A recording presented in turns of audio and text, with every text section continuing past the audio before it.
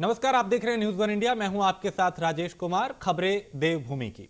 प्रधानमंत्री नरेंद्र मोदी 21 अक्टूबर को केदारनाथ धाम पहुंचेंगे, जहां बाबा केदार के दर्शन और पूजन करने के बाद प्रधानमंत्री सोनप्रयाग केदारनाथ रोपवे का शिलान्यास करेंगे।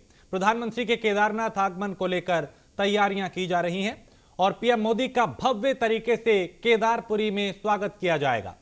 प्रधानमंत्री के दौरे को देखते हुए केदारपुरी को सजाया जा रहा है और पूरे मंदिर को 10 क्विंटल फूलों से सजाया गया है। इस मौके पर प्रधानमंत्री देश विदेश तक यह संदेश पहुंचाने की कोशिश करेंगे कि वो आपदा के बाद केदारनाथ धाम के चहुमुखी विकास को लेकर संकल्पित हैं और धीरे धीरे वो सभी चीजों को दुरुस्त करने में लगे हैं। वहीं पीएम मोदी के आगमन को लेकर बाबा का धाम रंग बिरंगी रोशनी से सजाया जा रहा है और 21 अक्टूबर को प्रधानमंत्री नरेंद्र मोदी 11वें ज्योतिर्लिंग बाबा केदार के धाम सुबह करीब 8:30 बजे पहुंचेंगे, जहां सबसे पहले केदारनाथ मंदिर के गर्भगृह में विशेष पूजा अर्चना करेंगे, महाअभिषेक करेंगे और इसके बाद पीएम मोदी सोनप्रयाग से केदारनाथ तक रोपवे योजना का शिलान्यास करेंगे। और प्रधानमंत्री के पहुंचने से पहले केदारपुरी को रंग बिरंगी रोशनी और फूलों से सजाया जा रहा है।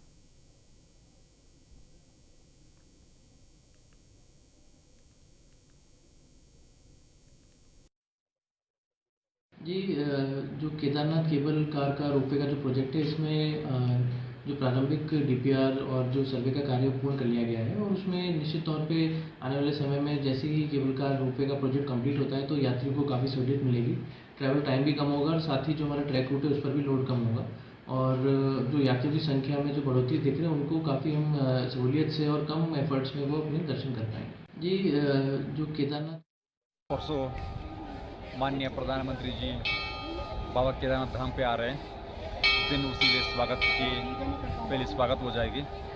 उसके बाद बाबा जी माननीय मुख्यमंत्री प्रधानमंत्री जी ने और हमारा मुख्यमंत्री जी और हमारा मंदिर समिति के लोग भगवान केदारनाथ के धाम पे मंदिर के अंदर भगवान केदारनाथ जी की अभिषेक पूजा और विश्व शांति के लिए पूजा करके आयोजित किया जाता है। परसों माननीय और सुदीप जैन हमारे विशेष संवाददाता इस पे ज्यादा जानकारी के साथ। सुदीप, प्रधानमंत्री 21 और 22 अक्टूबर को उत्तराखंड के दौरे पे रहेंगे, देवभूमि में आ रहे हैं, किस तरह की तैयारियां चल रही हैं, कैसा स्वागत करने की तैयारी उनकी? देखिए, प्रधानमंत्री नरेंद्र मोदी के उत्तराखंड दौरे की सभी तैयारियां पूरी कर ली गई हैं। सुरक्षा के लिहाज से एसपीजी टीमें 3 दिन पहले ही पहुंच चुकी थी, एएसएल हो चुका है, यानी जो उनका मिनट टू मिनट कार्यक्रम होगा उसके मुताबिक रिहर्सल भी कर लिया गया है। प्रधानमंत्री का दौरा इस बार इसलिए भी खास है क्योंकि प्रधानमंत्री अध्यात्म के साथ, क्योंकि बाबा केदार के वो भक्त हैं, लगातार 6वीं बार वो उत्तराखंड आ रहे हैं केदारनाथ धाम के कपाट बंद होने से पहले। तो सुरक्षा के साथ ही सुविधा और अध्यात्म के साथ ही अंतर्राष्ट्रीय सुविधा, अंतर्राष्ट्रीय सुरक्षा के लिहाज से भी महत्वपूर्ण होगा। वो मैं बताना चाहूँगा आखिर कैसे। पहले वो देहरादून पहुँचेंगे, इसके बाद केदारनाथ में पूजा पाठ कर वो अध्यात्म की ओर, जो उनके बाबा केदार में आस्था है, लगाव है, उसके प्रति अपना अध्यात्म व्यक्त करेंगे। इसके बाद प्रोजेक्ट में चल रहे कामकाज का निरीक्षण करेंगे, मजदूरों से भी बातचीत वो कर सकते हैं। कल ही वो बद्रीनाथ धाम पहुंचेंगे, जहां माड़ा सीमा पर वो लोगों से बातचीत भी करेंगे। बद्रीनाथ धाम में हालांकि पहले पूजा वो पाठ करेंगे। देखिए, 2 रोपवे का वो शिलान्यास करने जा रहे हैं, जिसमें गौरीकुंड से केदारनाथ और गोविंद घाट से जो हेमकुंड साहब है, इन दोनों रोपवे से बहुत बड़ा फायदा होने जा रहा है। जो 6 से 7 घंटे का सफर था वो 30 घंटे में पूरा हो जाएगा केबल कार से, 30 मिनट में, माफ कीजिएगा।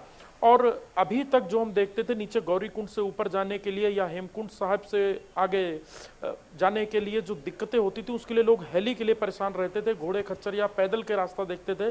तो ये सुविधा हुई, अध्यात्म वो पूजा कर रहे हैं। इसके अलावा माड़ा मार्ग, एक हाईवे NH7 के लिए वो आधारशिला रखेंगे और मलारी पास बाईपास के लिए भी वो योजना का शिलान्यास करेंगे।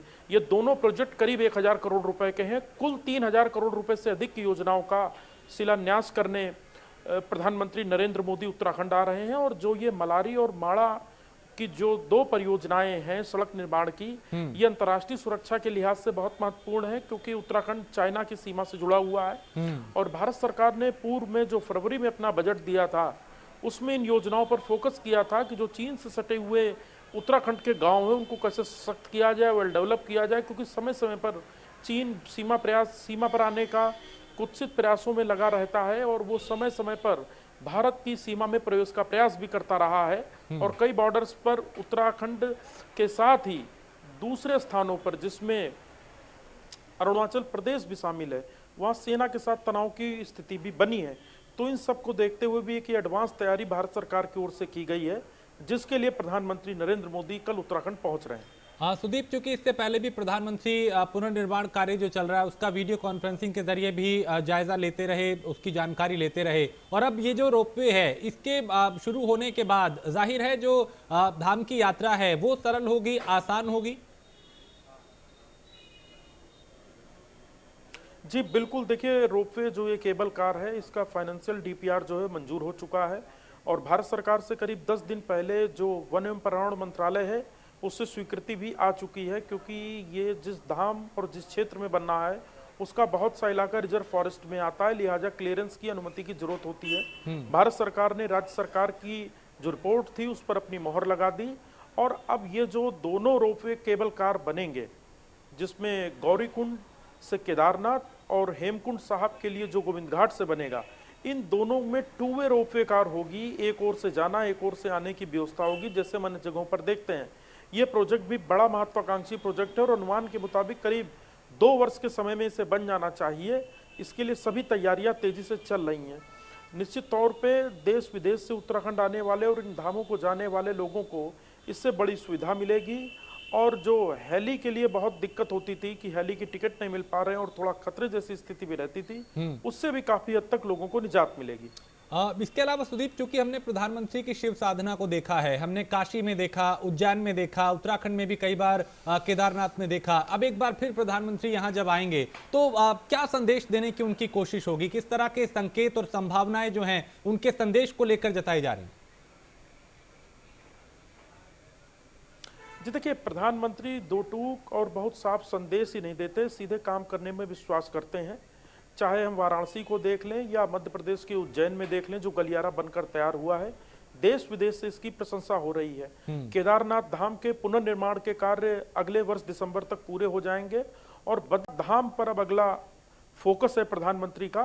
प्रधानमंत्री चाहते हैं कि बद्रीनाथ धाम व इसके आसपास का पूरा क्षेत्र एक मास्टर प्लान की तरह डेवलप हो, जहां यात्रियों की सुख सुविधा और सहूलियत का ख्याल रखा जाए और एक जो नैसर्गिक सौंदर्य है, जो नैसर्गिक सुंदरता है, उससे भी छेड़छाड़ ना हो, पर्यावरण डिस्टर्ब ना हो।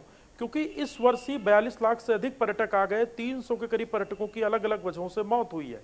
तो ये भी एक वजह है कि यात्री तो बहुत बड़ी संख्या में आ रहे हैं। इसके पीछे एक बड़ी वजह यह भी है कि प्रधानमंत्री ने जो उत्तराखंड में आकर 4 धाम विकास परियोजना का ऐलान किया था, जिसमें 4 धाम यात्रा मार्ग को बहुत हाईवे के रूप में डेवलप किया गया और काम करीब 70% से अधिक पूरा भी हो चुका है।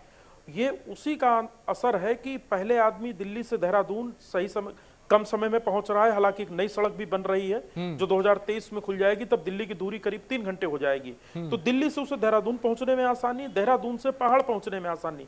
इससे टूरिज्म भी बढ़ेगा और पहाड़ के लोगों की लाइफलाइन है 4 धाम यात्रा। उनकी आर्थिकी 4 धाम यात्रा पर टिकी है।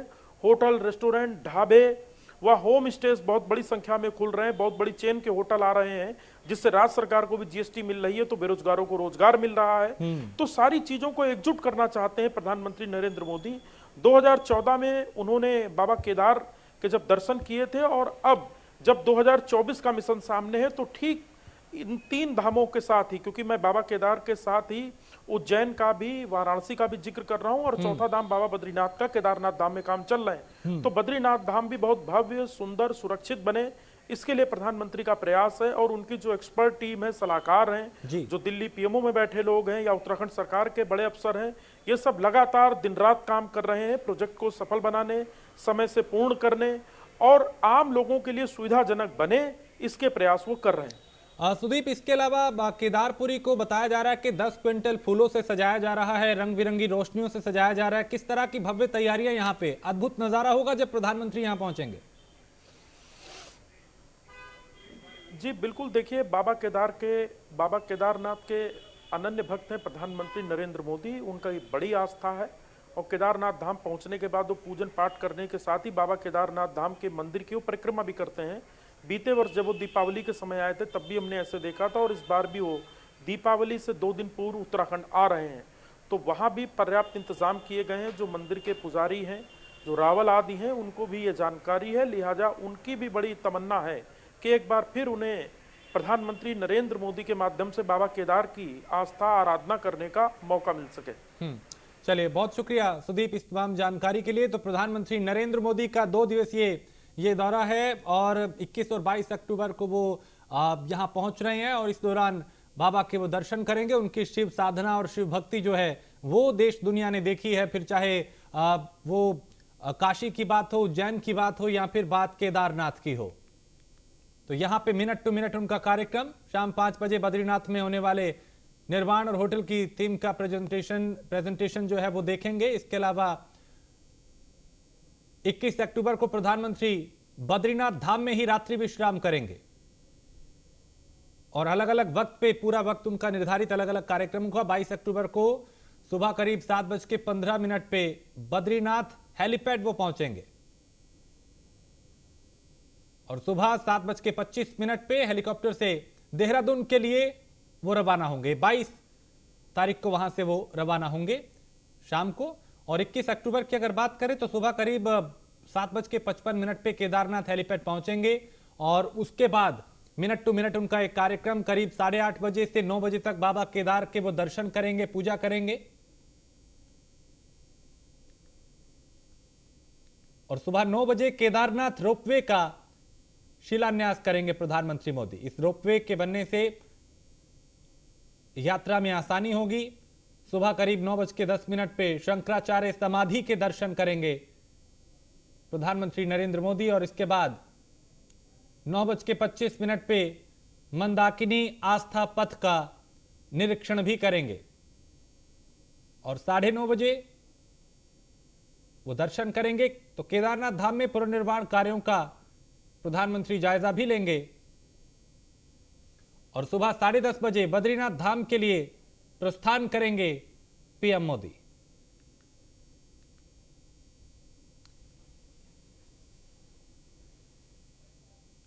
तो सुबह करीब 11:30 बजे बद्रीनाथ हेलीपैड पहुंचेंगे और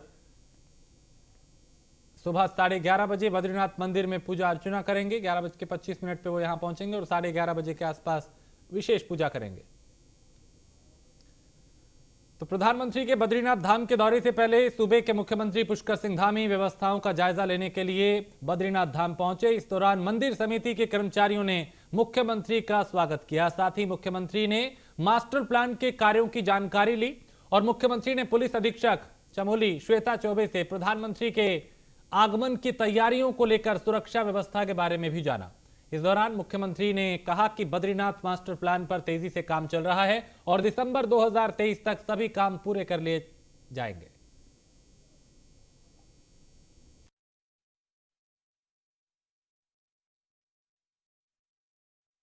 प्रधानमंत्री जी का 21 अक्टूबर का कार्यक्रम प्रस्तावित है। प्रातःकाल देहरादून पहुंचेंगे। देहरादून से केदारनाथ जी में जहां दर्शन करेंगे और दर्शन के बाद वहां के जितने भी काम चल रहे हैं उन सभी कामों का निरीक्षण करेंगे। इसके साथ साथ जो केबल कार केदारनाथ के लिए चलने वाली है उस केबल कार का भी शिलान्यास करने वाले हैं। तत्पश्चात बद्रीनाथ धाम जाएंगे और बद्रीनाथ धाम में जाकर वहाँ के जो मास्टर प्लान के तहत काम हो रहे हैं उन सभी कामों को देखेंगे और उनको देखने के बाद वहाँ पर जो हमारा हेमकुंड साहब के लिए जो रोपवे बनने वाला है, रोपवे और कुछ प्रमुख सड़कें हैं उन प्रमुख सड़कों का शिलान्यास करेंगे। साथ ही साथ माड़ा गांव में सीमांत क्षेत्र के लोगों को एक जनसभा की वहाँ पर उनके माध्यम से संबोधित। और रुद्रपुर में भारत नेपाल समन्वय समिति की बैठक जारी है। नेपाल में 1 महीने के बाद आम चुनाव होने हैं, जिसके चलते ये बैठक महत्वपूर्ण मानी जा रही है। बैठक में नेपाल के कैलाली और कंचनपुर जिले और भारत के उत्तराखंड के उधम सिंह नगर और चंपावत, यूपी के लखीमपुर और पीलीभीत जनपद के डीएम, सीडीओ, पुलिस के अधिकारी हिस्सा ले रहे हैं। बैठक में नेपाल में होने वाले चुनाव के अलावा दोनों देशों के बीच वन्यजीव और नशे और मानव तस्करी को रोकने के साथ साथ अपराध को रोकने के लिए भी चर्चा हो रही है।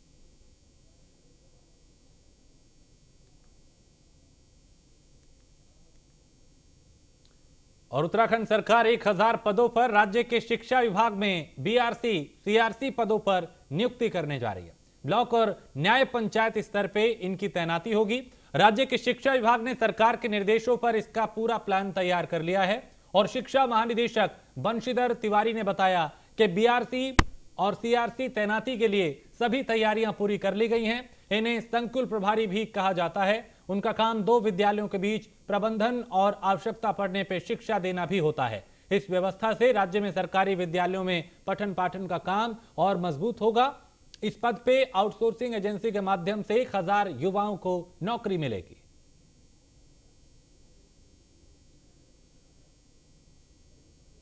शिक्षा विभाग में न्याय पंचायत स्तर पे और ब्लॉक स्तर पे इस जो हमारे सीआरसी और बीआरसी हैं, जिनको उत्तराखंड में सीआरपी बीआरपी बोलते हैं, उनके पदों पर तैनाती की जानी है। और भारत सरकार ने इसमें धनराशि भी स्वीकृत की हुई है और हमने एक प्रस्ताव भी बना के भेजा हुआ है कि आउटसोर्सिंग एजेंसी के माध्यम से लगभग 1000 पदों पर ये नियुक्तियाँ की जानी हैं और शीघ्र ही उस पर जैसे ही शासनादेश निर्गत होगा हम लोग कार्रवाई करेंगे। नहीं, निश्चित रूप से आउटसोर्सिंग कर रहे हैं तो जो नए हमारे उत्तराखंड के बच्चे हैं उनको रखेंगे और उसमें क्वालिफिकेशन हमने निर्धारित की हुई है। और जो आपने कार्य के बारे में पूछा है तो इसमें 2 तरह के कार्य इनके होते हैं, एकेडमिक्स भी होता है और उसमें जो एडमिनिस्ट्रेटिव भी होता है।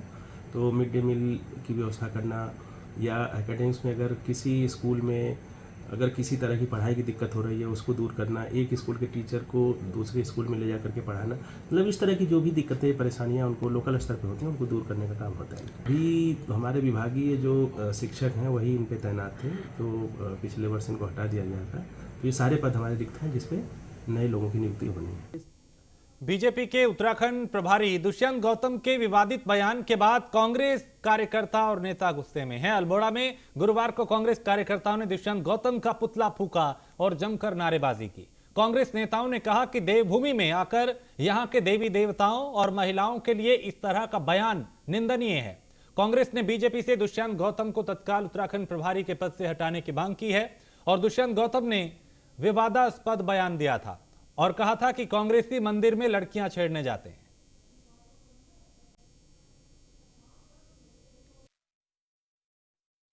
भारतीय जनता पार्टी के प्रदेश के प्रभारी देवभूमि उत्तराखंड में आकर के यहाँ के देवी देवताओं के मंदिरों के और देश की जो पूजनीय है नारी समाज के लिए जो अपशब्दों का, बहुत ही निंदनीय शब्दों का उपयोग करते हैं, उन सब के लिए कांग्रेस पार्टी उसकी घोर निंदा करती है और भारतीय जनता पार्टी के केंद्रीय नेतृत्व से मांग करती है ऐसे निंदनीय सोच वाले, छोटी सोच रखने वाले लोगों को उनके पदों से मुक्त कराए, यहाँ से उनको उत्तराखंड से प्रभारी पद से उसको हटाए, तुरंत हटाए। और देहरादून स्थित कांग्रेस कार्यालय के बाहर भी कांग्रेस कार्यकर्ताओं ने बीजेपी सरकार और उत्तराखंड बीजेपी के प्रदेश प्रभारी दुष्यंत गौतम का पुतला फूंका। कांग्रेस ने आरोप लगाते हुए यह भी कहा कि कांग्रेस पार्टी की तरफ से सरकार के खिलाफ जब कोई बयान जारी किया जाता है तो सरकार तुरंत एक्शन लेकर कार्यकर्ताओं के खिलाफ मुकदमा दर्ज करवा देती है, लेकिन जब बीजेपी के नेता ऐसा कुछ करते हैं तो सरकार कोई भी कार्रवाई नहीं करती। आज जो दुष्यंत गौतम और भाजपा के नेताओं द्वारा सनातन धर्म को बदनाम करने का जो एक काम कर रहे हैं, पहले भी भाजपा के विधायक बंशीधर भगत जी ने देवी देवताओं का अपमान किया है, उसके बाद उनके प्रभारी दुष्यंत गौतम सनातन धर्म को बदनाम करने का काम कर रहे हैं और ऐसी टिप्पणियां कर रहे हैं कांग्रेस कार्यकर्ताओं के लिए जो कि बिल्कुल बर्दाश्त नहीं की जाएंगी।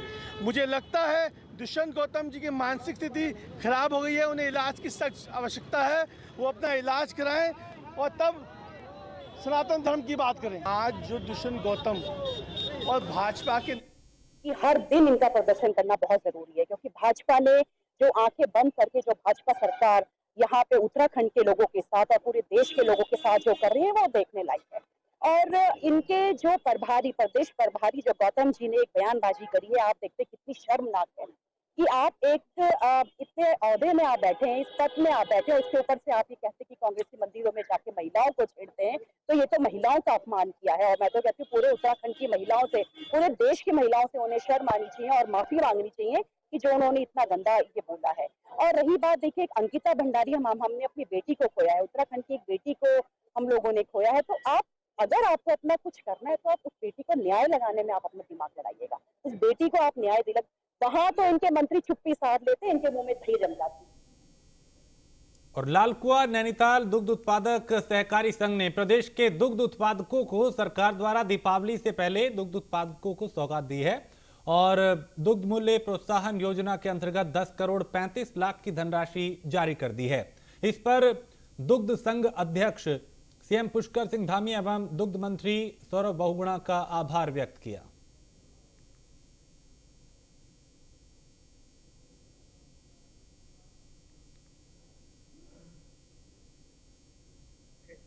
पूरे उत्पादकों के लिए एक अच्छी बात है कि प्रदेश के दुग्ध उत्पादन में आधे से अधिक पर नैनीताल दुग्ध संघ का सहयोग है, तो निश्चित रूप से कहीं कहीं मैं अपने उत्पादकों का भी आभार करूंगा। असंगठित क्षेत्र में बड़ा काम हुआ है, क्योंकि जहाँ बड़ी बड़ी फैक्ट्रियां हैं वो लगातार वहाँ मानदेय बढ़ाने के लिए कर्मचारी कामगार आंदोलन कर रहे हैं।